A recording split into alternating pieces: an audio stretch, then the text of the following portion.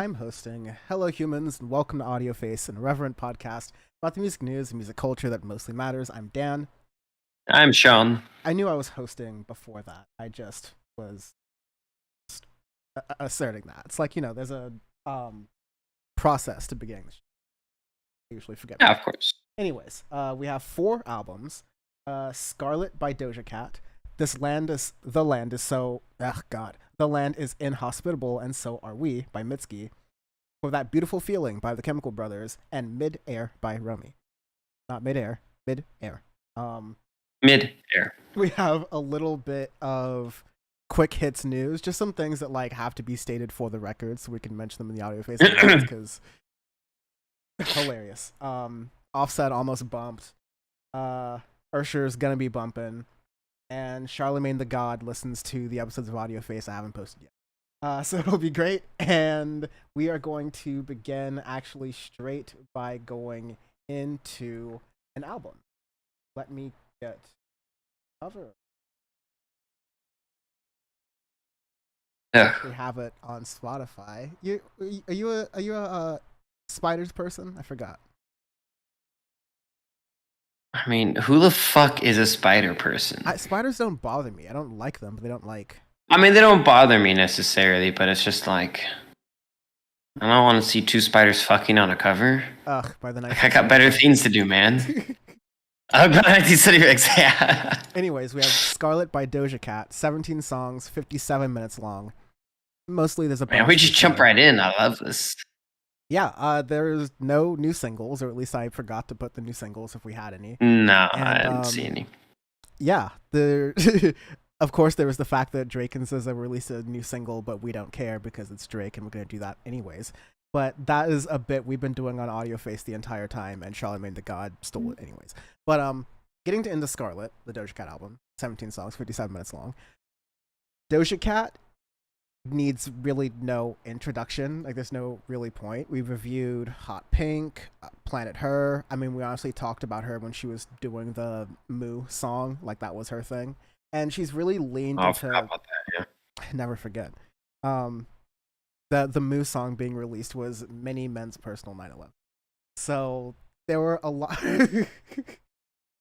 we technically, we've got to get one joke in a year. So...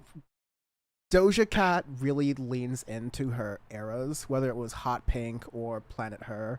And so Scarlet's definitely her Miley Cyrus shaving her head era and getting sort of ratchet, which was, a lot of people do the usual. I can think Lil Uzi Vert did this pivot. I think we're just in kind of the era where the cheap thing to do is do something sort of devil looking or Satan looking, and you'll get press this way and controversy this way, and people will say you're worshiping the devil this way, and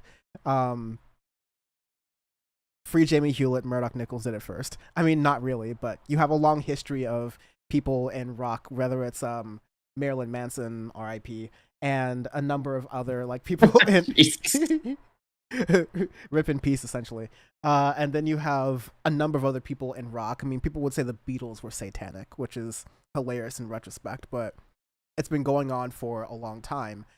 But in that, I don't know, I guess I just sort of thought I'd get another, lukewarm pop rap project in 2023, which usually pop rap has just been worse than usual. Rap has been sort of a depressing enterprise for the past couple of months, I'd say, other than some gems here or there. But I was very pleasantly surprised by this. Interesting. I think there's good. I think there's bad. I think it's kind of a good pivot for Doja Cat to kind of go really into her and make more of a trap specific album. Normally, I expected more of a pop style, which we've gotten with Planet Her and Pink and a couple others. But with Scarlet, it's just pure, clean, wholesome trap.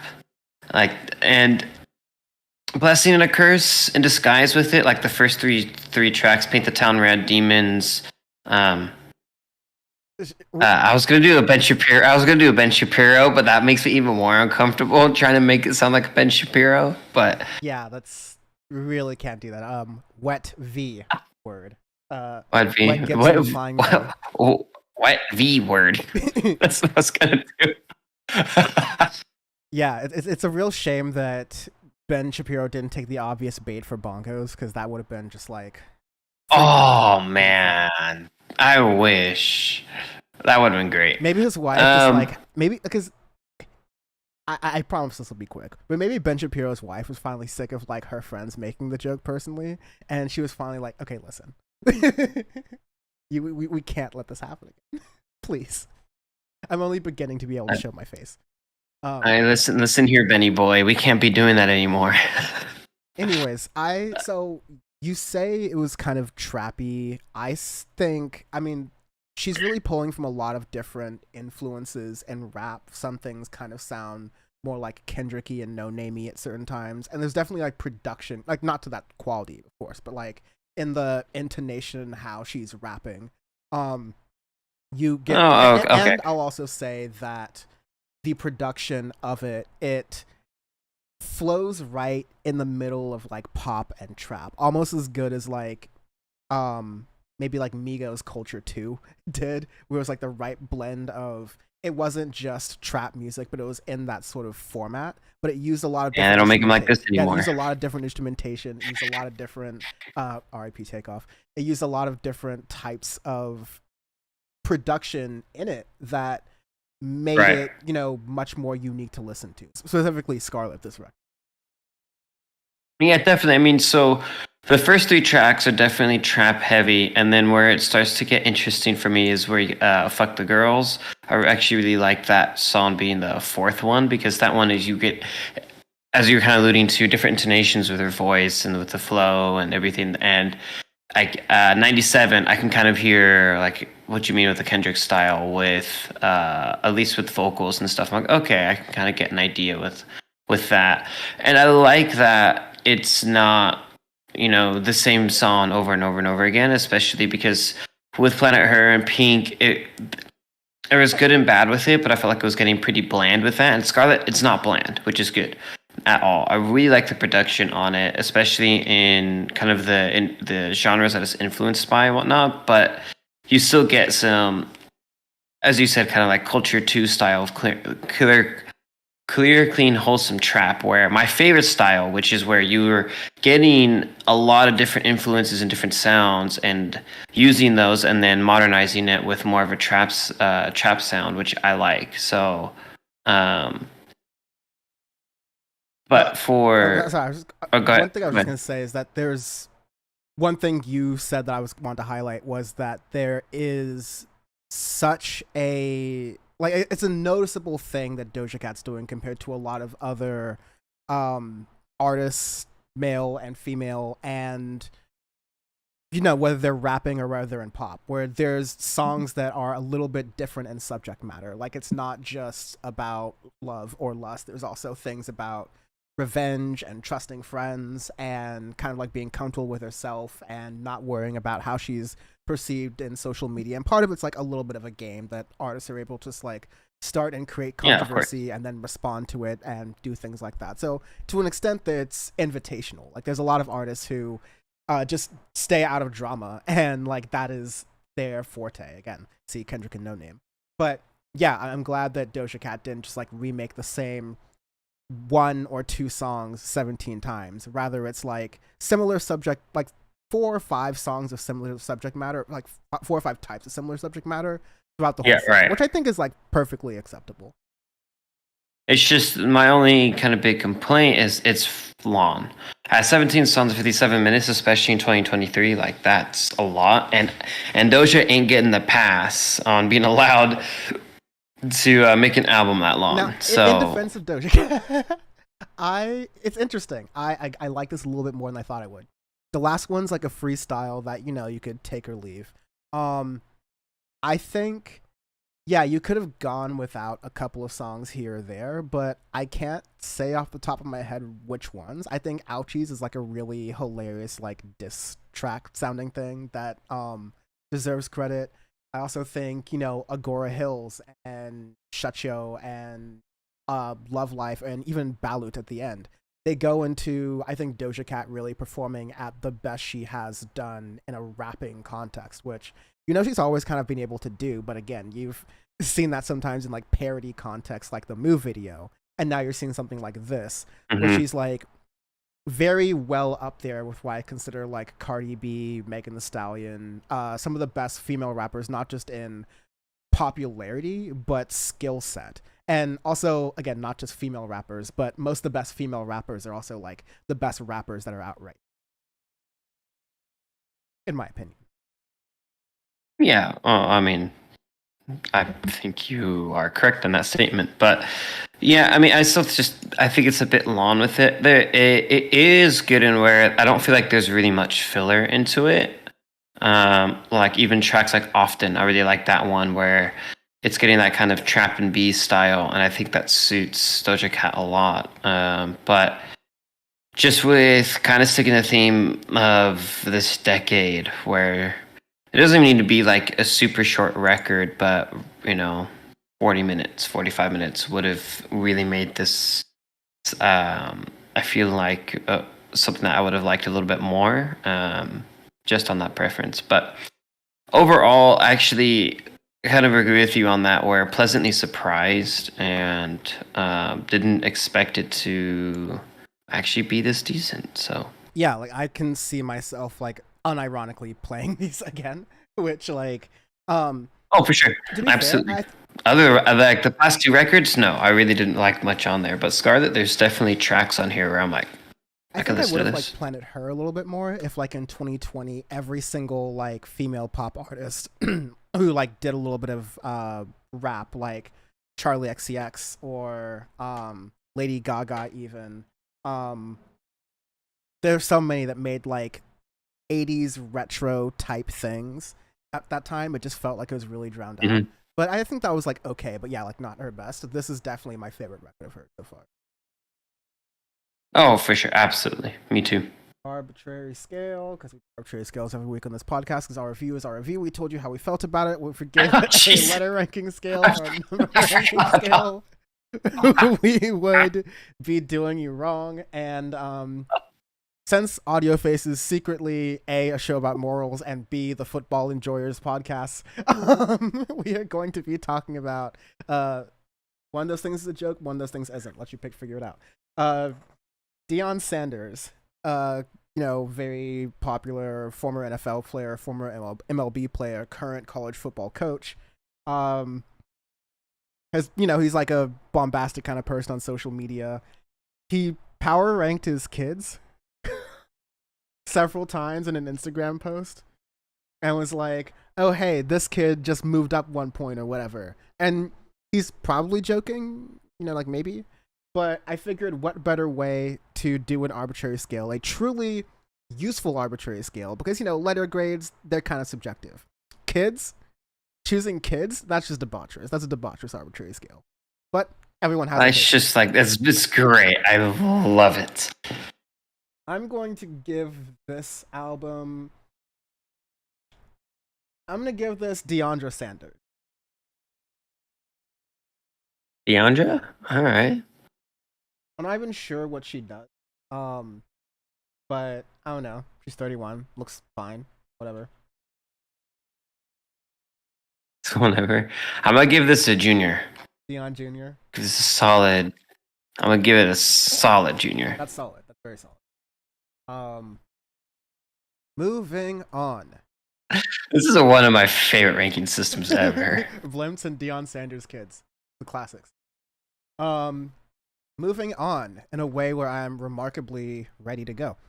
The Land is Inhospitable, and So Are We by Mitski. 11 songs, 32 minutes, and 22 seconds long. This is another Mitski record. Mitski really needs no introduction. She's been releasing some of the best indie music of the 2010s. Be the Cowboy, the better cowboy indie record of that time. Because remember, Mac and a similar one. Yeah, It was yeah, I very forgot funny. about It was that. all in jest. They all took it very well. But let's be serious here. Mitski's is one of the best, and I think we put it somewhere on 50 of the tens for Audioface Old Heads. Yeah, we did. Laurel Hell in 2022 is definitely one of the best indie records of this very still early end of the decade, all things considered. Um, It's a damn good yeah, record. and so now we have The Land is Inhospitable and So Are We, and it is really indie sounding and really folk sounding. It's a lot softer. It's not like the almost Fiona Apple that Laurel Hell could kind of get, where it was very energetic in certain songs, like Working for the Night or Heat Lightning. This is a lot more reminiscent of folk and indie mixed together, but in a really interesting way. And Like yeah, Americana. in a way that is really just like emotionally, lyrically hitting and powerful in the way like Mitski really does with being like descriptive and how she does things. This is okay. You know those Lana Del Rey stands that think that whatever she makes, she pisses Oh. gold. This is what they think Lana Del Rey sounds like, because this record is Americana. This right here is fucking beautiful. I It's did not intend to take incredible. it that Like strong, but I stand by you on that. I will die on that hill with you, sir. we are dying on this. We have died on many hills, several hills together, brother. And I'm making another one right I'm now. gonna start subtly playing Mitski every time I hear Lana Del Rey. Just gonna recommend this, like, here, white girl, get Mitski in your life. Let's change this up a little bit. Exactly. Because there's in the middle of it, I Don't Like My Mind is one of the best things that she's ever written, I think. The way it sounds, like I really, really like that she went more singer-songwriter with this sound, right? More of almost like a blend of modern sound with like 60s Americana sound, which I freaking love. And her voice is incredible throughout the whole record. And on that song particularly, it's just beautiful. The songwriting, everything, it's really, really good. And the thing where I know where it's a very good record, because normally I'm not a big fan of stripped back acoustic style records for the most part. Sometimes I could feel like it lacks substance here or there, or it could be a little my airy, too, like a little too much. I usually want a little something with it, but with The Land is Inhospitable and So Are We, by the way, amazing title. Um, this does so much with so little, which I don't think many artists are capable of doing, especially in this decade and stuff. And she really proves me wrong in that regard. And with this too, right, with a lot of indie artists and stuff kind of going on like tropes of the 80s sound, like we're getting a lot of that. We're getting a lot of bedroom pop. We're getting a lot of 90s grunge and all that. We're not getting kind of this Americana sound as much, or if we are, sometimes it can lack the substance. And with Mitski, especially Laura Hell being last year, to have such a different sound in a record and kind of move it forward, and to do that in a project like this is really impressive, and really solidifies her as one of the best indie artists out there. Short record as well, 32 minutes. There's not a lot of filler in here. And Short, like, yeah. when you get to No When filler at all. Memories Snow, which is one of the shorter songs, it Mm. has this sort of eerie thing that's reminiscent of even like Tom York. Like, it sounds like it could be I was like gonna say either that. a moon-shaped pool thing, or it could even be like an amnesiac Kid A A. type thing too. Yeah, like a weird, like life I life was side of thinking glass that same house too. style, where it was just where it's like a clusterfuck and stuff, and it kind of fits. That's exactly what I was thinking when I heard when Memories Snow. It's funny that you heard the same thing. It's a beautiful flourish, and Living inside a glass. and you would think it That's would be what it is. very out there for an album that we've been describing as Americana and folk and indie. Probably not for indie, but definitely not.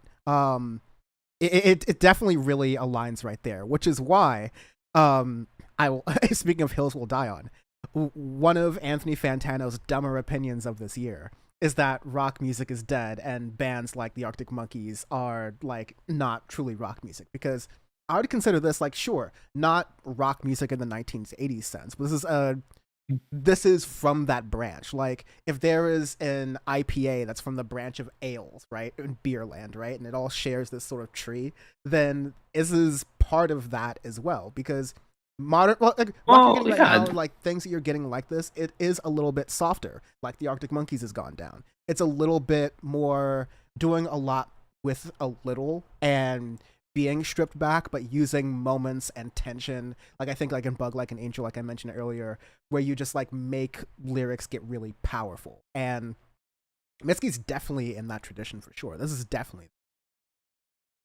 yeah. Well, that's why I brought that comparison to the '60s and even '50s sound of old Western sounds, which were really influenced of early country.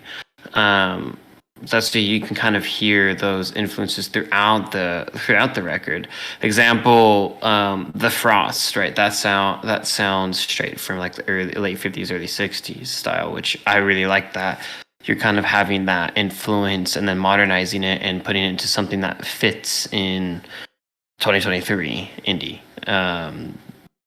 Yeah, I'm thoroughly impressed with this record. Really, really.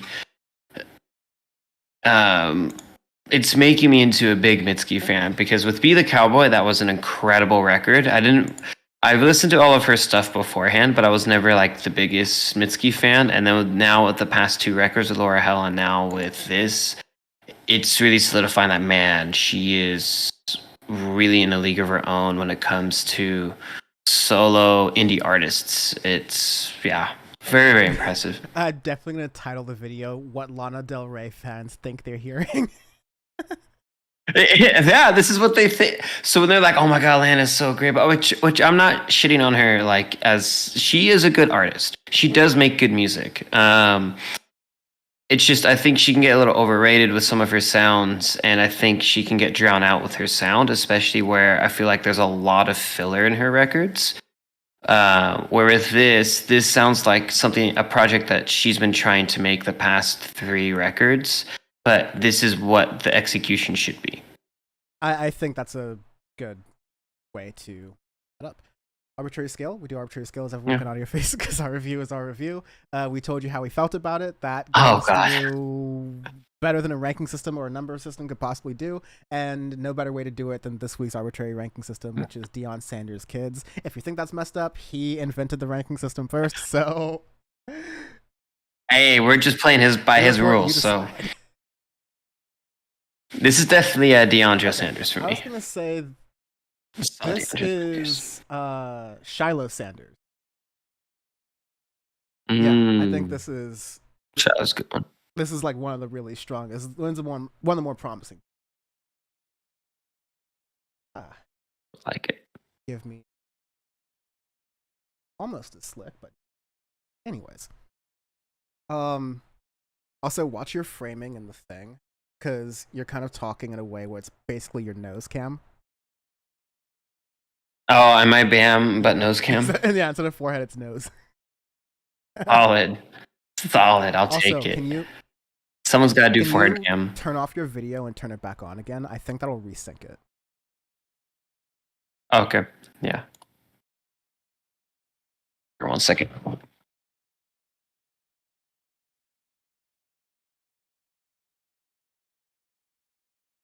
Okay, try talking. Oh yeah, Better. way better. Yeah, that's There you the go. only Boom. internet related thing that's happened. Oh shit! I did not mean to make it full Ooh. screen. Whoa, whoa. Ooh. Okay. Whoa. Yeah, I'm good. Next up, we have For That Beautiful Feel. Let's start. Next up, I'm gonna start over because I fucking drink water right over you. that's fine. That would have gone through that. On Chapo, they were just like vague while they're doing the show. So, anyways, For That Beautiful Feeling by the Chemical Brothers, the Shimmies. 11 songs, 47 minutes long. This is a kind of my next guest needs no introduction episode of Audioface for nearly all the artists we have here. But we do have a newer artist coming up, so we're doing that. But Newer, yeah, kind relatively of. newer. But yeah, we did Doja Cat earlier. We did Mitski earlier. The Chemical Brothers are probably our longest running artists that we're doing this week. They've been producing albums since not only before this podcast started, but before we mid were 90s. alive. So yeah, Exit Planet Dust was 1995. So Just before. yeah, I really got into the Chemical Brothers through Surrender and then Brotherhood, and then on Audioface we reviewed No Geography, and actually I do remember liking that pretty decently. There were some songs on there. Yeah. It wasn't like, it was one of those albums that I felt like was, if we nominated for the Audioface Awards, it was one of the lower end nominees, like worth a nomination but wasn't gonna win. And if we didn't nominate it for the Audioface Awards, it was like almost on the cusp of being. Like, it was one of those records. It was solid, but I didn't really repeat it that much. Also, hey Jules. Continue. Hello. Yeah. You're actually the person who introduced me to Chemical Brothers. I think I might have like listened to it without knowing them beforehand, but then this is one of the nice things of the podcast where then I really got to get into the discography. I didn't realize how long they've been producing music until we reviewed their 2019 record, which, by the way, No Geography is out in 2019. Jesus, where's the time going? It's insane. Wow. Kill me. Later. But with that, like, I've gotten into a bit of their older stuff and everything, Surrender and a couple other records, and I'm like, man, they're interesting to see their sound and stuff kind of throughout the decades and throughout the years. And then you get to For That Beautiful Feeling, and you get a really nice electronic record where it's definitely has a lot of different sounds. I absolutely love the intro and the intro into Live Again. I really like how that flows into that, and it's just beautiful, just modern electronic sound that is approachable. And I really like how it starts it off with that, because I feel like there's a lot of kind of EDM records and stuff that started off on like the wrong foot. But with this, I really like how it gets into that. But there's a lot of different sounds into this, and it's interesting because, like, with kind of some EDM records that we've been getting, a lot of them have been, you get like kind of a drum and bass sound that you get that's influenced, and you've been hearing that a lot. Well. Yeah, exactly. With this, you get big techno influences for sure. Like tracks like No Reason and Goodbye. Even Goodbye reminded me of like robot rock era Daft Punk with the way it sounds and stuff, and it's interesting to hear it. I'm curious to hear what you think about it. First of all, I think it's Live Again, not Live Again. Secondly, yes. Did I say Live Again? Yeah, I meant Live Again. Sorry. Secondly, seconding what you said, in that the Chemical Brothers in this record specifically created one of the things we really like, which is that all the songs kind of mix together pretty well, and you get little teasers and previews of the previous song or the upcoming song near the end of it, and you can kind of mix them together and it works that way. But on top of that, another thing you said, tertiarily, third of all, whatever, the Chemical Brothers have remarkably, especially for an electronic music band, maintained modernity. Like, they've kept up with what is going on in electronic music as they've been making records. Not even though they haven't created records that have been like hits in the same way as some of their earlier records had been, or some of the songs their earlier records have been. But it doesn't sound like they're making things like, they're not sounding like old heads here, right? Like, they are incorporating, and which is a lot of what electronic music does. It incorporates and recycles things from previous years and previous genres, and a little bit of like what's new and what's trendier. Oftentimes things are getting a little bit faster here or there, and you get some of that here. It's not really techno or drum and bass or really insane like that, but it is sounding really modern, and it has points that are really emotionally moving and grabbing, and it was just really enjoyable to listen to. It's top down. Yeah, I've thoroughly enjoyed the record. I think, kind of as you said too, with a group who's been around for so long, I kind of put them in the same grouping as like Aphex Twin, where somebody who like they influence a lot, but none of their stuff is going to be like a huge hit, just because it could be out there. Especially Aphex Twin can really be out there with that, but you can never say like how big of an influence they have, and they always are sounding modern. Chemical Brothers, same thing. Every record that they put out there is different. It's trying to push themselves as artists further and further. It's trying to see what they can do with sound and everything. And with that beautiful feeling, you get that, and you can hear kind of the influences that they have in this record. But there's a lot of different genres. Like example, in the middle of the record, you have The Wait, which is kind of like almost this alternative sound where it's you have a really cool bass line in there. You have normal percussion instruments with drums and everything onto it, and it's a really cool song to kind of break up the record a little bit, but it still fits into it.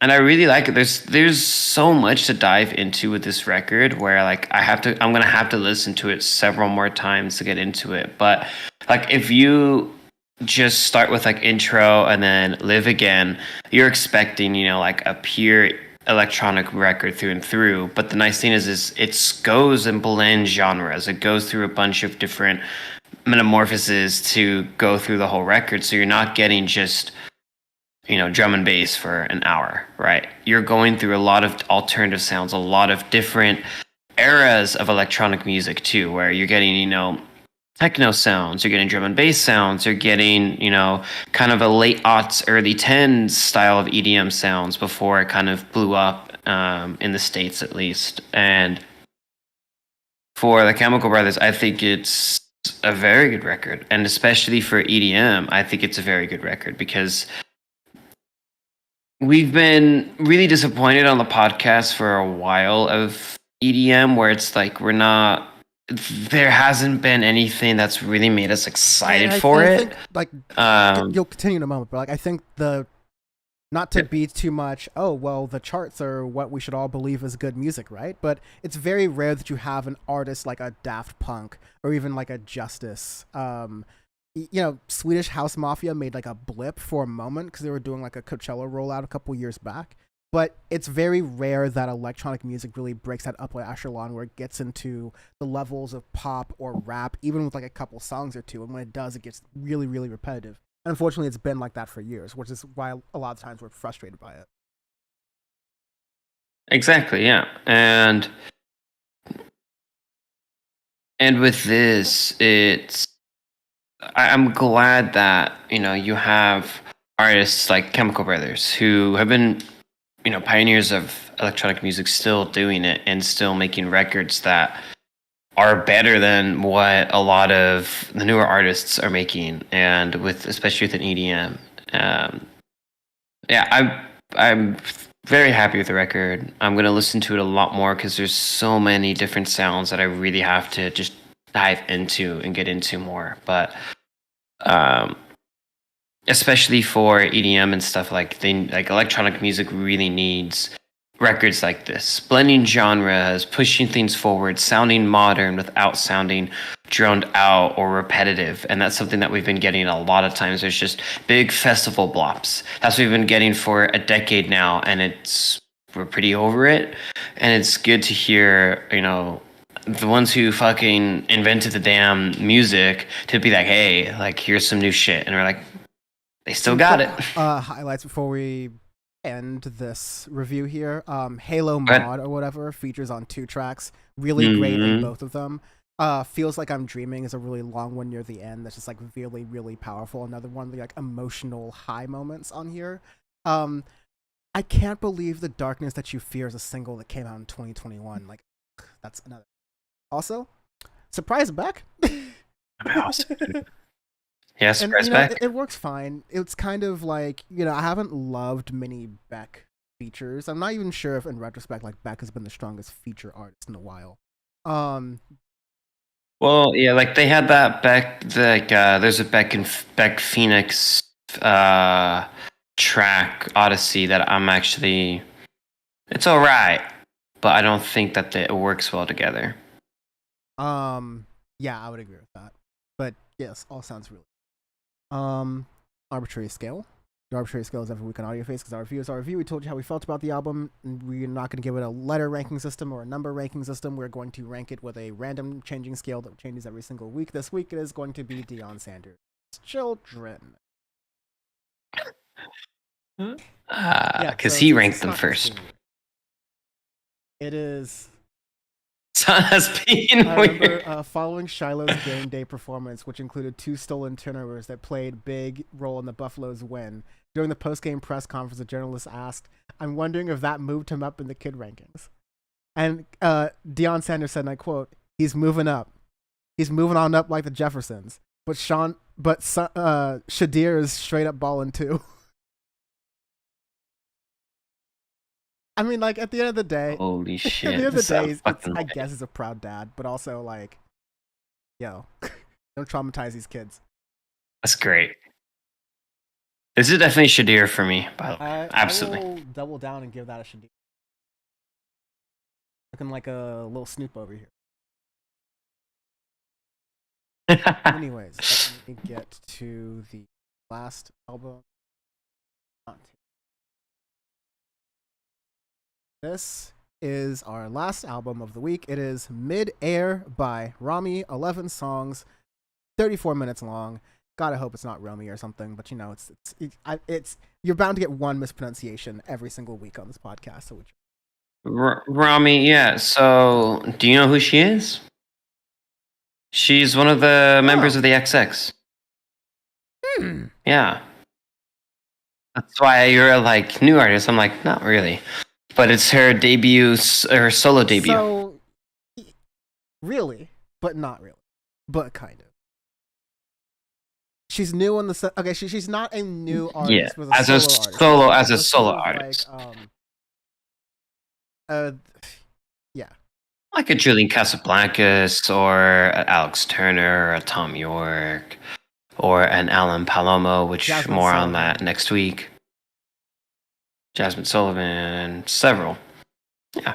But go. You want to? Anyways, jump into that since you know all about the XX and stuff. I'm just kidding. Okay.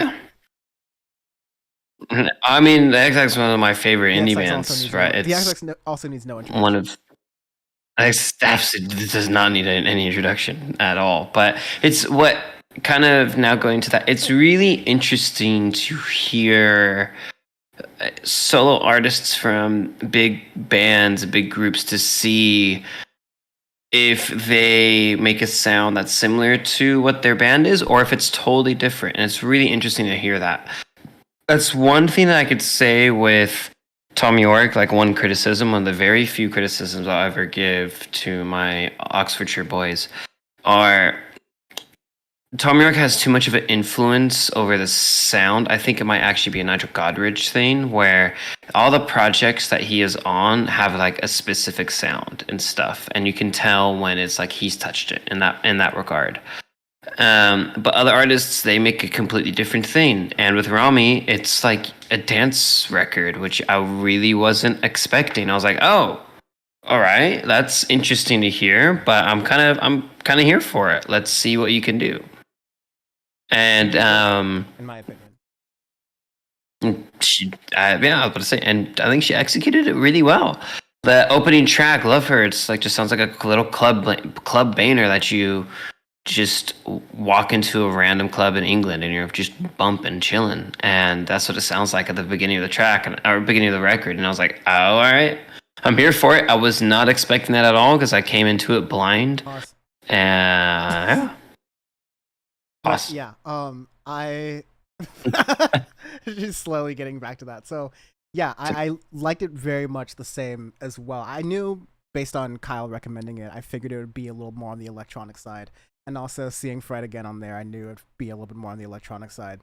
But it's for sure similar to the Chemical Brothers album that we reviewed recently. It is probably not going to be one of those things that, you know, is that electronic music like breakout that's able to top charts or anything like that, right? But I think it's going to have its own influence. And yes, it's Romy of the XX, just like Jamie of the XX has also had his own sort of influence in electronic music as well as indie music.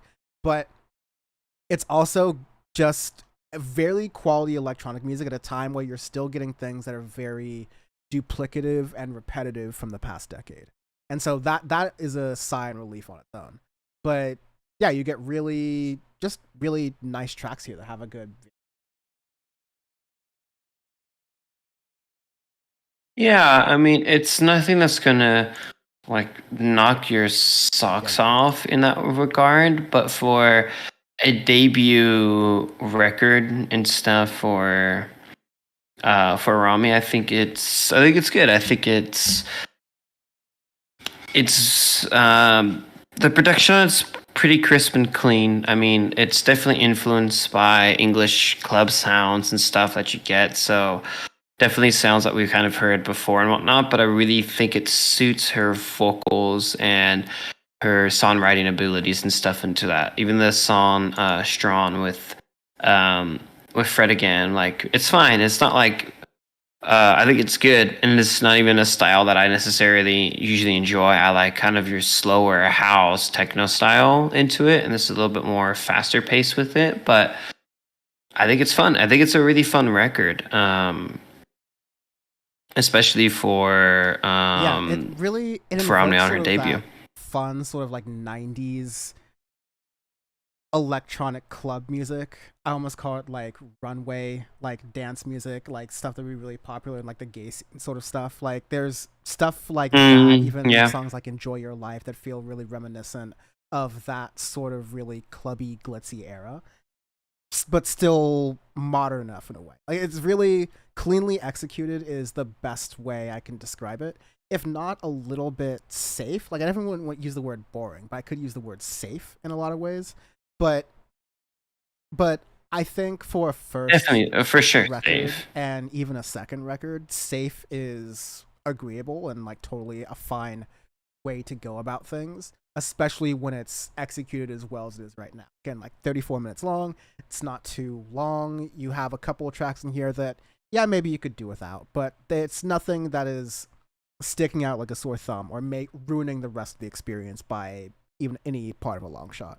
I guess there are some like interlude tracks and intermission tracks, and I'll always prefer, being able to mix it and including bits of the next song as stems near the beginning of the end. But no, I think I'm just nitpicking at that point because I think it's a good record.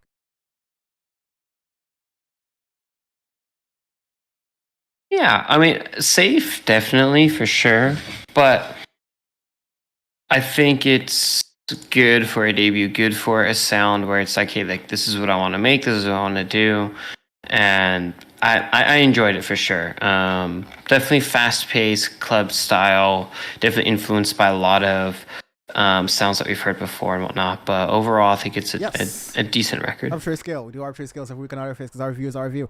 This week we chose the random arbitrary scale of Deion Sanders' kids. Why are we power ranking Deion Sanders' kids? Because Deion Sanders power ranks his kids. This week it's going to be, or this album going to be I'm gonna give this my junior. Yes. You're a junior, all right. This is definitely my Shalami Bossy Sanders for sure. All right. Bossy Sanders. Let's Quick do it. hits, and these will be very quick because you just have to like admit these into the record. This is such a non-rap beef that it's like doesn't even qualify the graphic, but it is very funny. So Offset was at the VMAs with Cardi B, and brought his um Nicki Minaj brought her boyfriend or husband, the noted sexual predator, and that's been in a conviction, so that can be said. And it's Yeah, it's like like if literally, you Google it's on public Kingpin, like the record, little so description under his we name can say doesn't that. even say like musician or rapper; it just says like sexual predator, which Yep. is like even when the Google's got you that bad. I mean, that's some criminal SEO. I mean, Convicted Yeah, sex so I offender, Nicki guess he Minaj's got husband. he was Yes. able to jam the ankle bracelet frequencies because he was able to get onto the streets of New York. And apparently, there's a rumor of some sort of alleged interaction between Nicki Minaj and Cardi B. There's always stuff trying to be made of like any two women in hip hop or any two people of hip hop in general. It's like a celebrity nonsense at a certain point. But it did get kind of funny with how Kenny Petty put out this video where he was in New York talking about looking for Offset's location and address or whatever, trying to do some gangbanging stuff, and then let's just, in addition to the fact that Offset just lost a really close family member and band member in Takeoff to random gun violence, essentially, or casual gun violence in the United States. I don't know what to call it anymore. And never mind that, there's a lot of reasons why Offset would not be interested in this kind of feud. None of which that he was live streaming with Kai Cenat and having a sleepover and like doing his live stream over his house and like doing different dances and whatever. Like it was one of the more like ridiculous sort of contrasts of one guy like is technically like, again, Nicki Minaj's husband should be on house arrest, and actually he was found to be in violation of his house arrest because of the video evidence that he posted online. Once again, net banging comes for the best of us. So he got more stringent punishment on his house arrest for trying to fake an attempt at, going after Offset. Meanwhile, Offset barely even responds and just lives his best life streaming on Twitch. Like it's just that's next to the Drake Pusha T rap beef. I haven't seen like this difference in demeanor versus like someone taking the rap beef so seriously and someone who literally could like not be bothered so hard. It's kind of incredible. And I did not think I'd be cheering on Offset for class.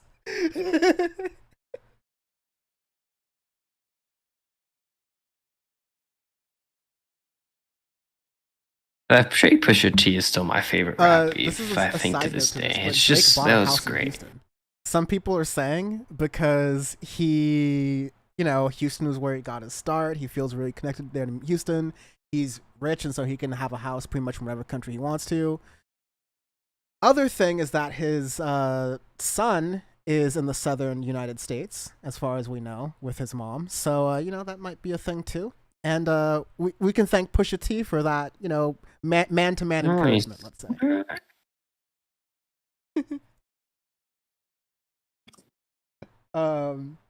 Charlemagne the God did our bit Oh, Lord. and said that Drake put on a song with SZA last Friday and nobody cared. Usually we do the "this single came out and nobody cares" joke because we don't want to review an entire album before the album comes out by doing its singles rollout. Usually with an artist the size of like Drake or Beyonce, they can just release one song or surprise drop it, and that's usually how it goes. But I don't know, Drake's on the ropes right now. It is one of the most mid times to be a pop artist or like a rap pop artist in a long time, and Drake is somehow still losing the mid game. Like this is Drake's game right here. So, I just thought that was funny. We might be reviewing For All the Dogs, which I believe is the name of the album, sometime in the next week or two. We also know that the album cover was designed by Drake's son that we found out about thanks to Pusha T. Again, a little bit of man-to-man encouragement, and look what it got us. It even got us the album cover. Again, Sean, you've won me over to this. And, like, even his, yeah, I mean, even it literally looks like the Kina Limbs. It straight up looks like a Stanley Donwood drawing. Like if Stanley Donwood drew that, I would let me pay like get $1,000 the to hang it cover on my the wall. side so we can show what you mean. Like I need to put it like a side by side of like that and like the Kina Limbs or something And the like that. King All of right, Limbs, like yeah, you this. got that.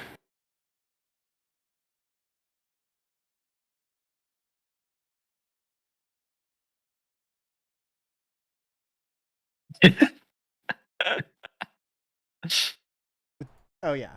It could fit. It definitely But fits. It fits the theme. It fits the style. That was funny because I like immediately when I saw that, like I didn't see any context to nothing. By the way, at first I just saw that and I I was like, sent did him a Sunny Dama meme post that? And of then it literally said Drake album, and I was the like, design, but it had the King of Limbs wording over it. Because everyone noticed it. It was amazing. So thank you Pusha T for bullying Drake into using his son's artwork as an album cover. Because that's some like next level rap. Again, I don't think we've ever seen a more effective rap beef in our lifetimes. I don't think no, we ever will. no, and I don't think there's gonna be ever that. I don't think there's ever gonna be one that is that effective. Where it's like, hey, literally pay your child support. It's like, all right, I guess I'll buy a house in Yeah, Houston, it's make like, sure I support my you son, and can't rap or here your you go. albums Here's don't my son's sell. It's album like, cover. you're hiding a son. Pay your child support. Go be a father.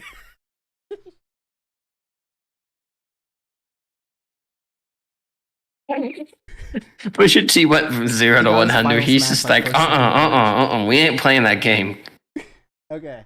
And lastly, because we like to end Audioface in a fun note, as though that wasn't one of the more funner notes of quick hits we've ever done on Audioface.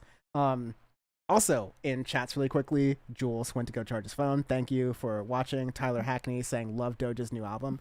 Yeah, I was surprised. I like Doja's new album. And I will also say that Yeah, what we said about the Olivia Rodrigo album is how a lot of people felt. Like they don't like they felt like it was a really safe album. They felt like it was poppy and had some moments to it, but Olivia Rodrigo could definitely do better. That seems to be the consensus, that like she's okay, she's fine, but we know she can do better because there was a lot of potential, which I'm kind of impressed with.